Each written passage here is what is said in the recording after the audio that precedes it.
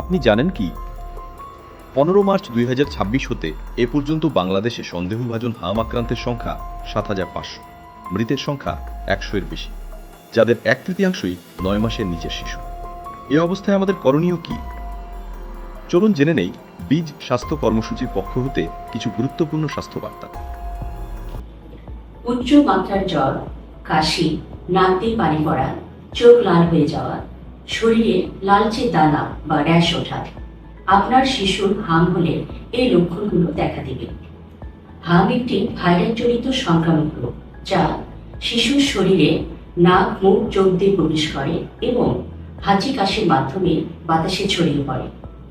হামের ভয়াবহ দিকটি হলো এটি অত্যন্ত দ্রুত ছড়িয়ে পড়ে এবং বলা হচ্ছে একজন হাম আক্রান্ত থেকে 13 থেকে 18 জনের মতো হামে সংক্রমিত হতে পারে।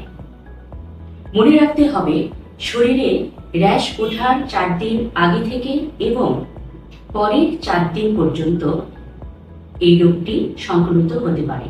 সুতরাং আপনার শিশুর শরীরে লালচে দানা ওঠার পূর্বে জ্বর, সর্দি, কাশি, চোখ লাল হয়ে যাওয়া, এই সাধারণ লক্ষণগুলো দেখা দিলেও বিশেষ করে এই হামের প্রাদুর্ভাবের সময়টিতে আপনাকে হাম সন্দেহ করে দ্রুত চিকিৎসকের কাছে নিতে হবে।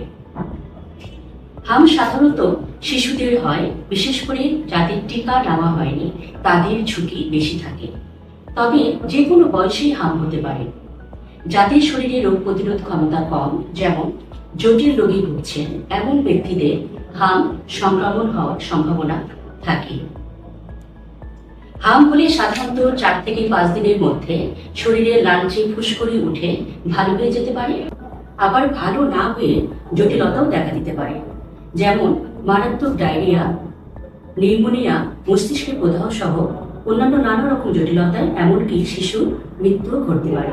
আপনার শিশু হাম আক্রান্ত হলে তাকে দ্রুত বাড়িতে আলাদাভাবে রাখার ব্যবস্থা করতে হবে এবং চিকিৎসকের পরামর্শ গ্রহণ করতে হবে। প্রয়োজনে হাসপাতালে নিয়ে গিয়ে চিকিৎসা শুরু করতে হবে। আপনার শিশুর বয়স 9 মাস পূর্ণ হলেই তাকে সরকারি ইপিআই টিকা কার্যক্রমের আওতায় হাম রুবেলা টিকার প্রথম ডোজটি এবং 15 মাস বয়স হলে হাম রুবেলা টিকার দ্বিতীয় ডোজটি নিশ্চিত করতে হবে। হাম সম্পর্কে জেনে সচেতন হন এবং সময় মতো হামের টিকা দিয়ে আপনার শিশুকে সুরক্ষিত রাখুন, কারণ শিশুরাই আগামী দিনের ভবিষ্যৎ। সুস্থ শিশুরাই উপহার দিতে পারে একটি সুস্থ ও সুন্দর বাংলাদেশ। ধন্যবাদ।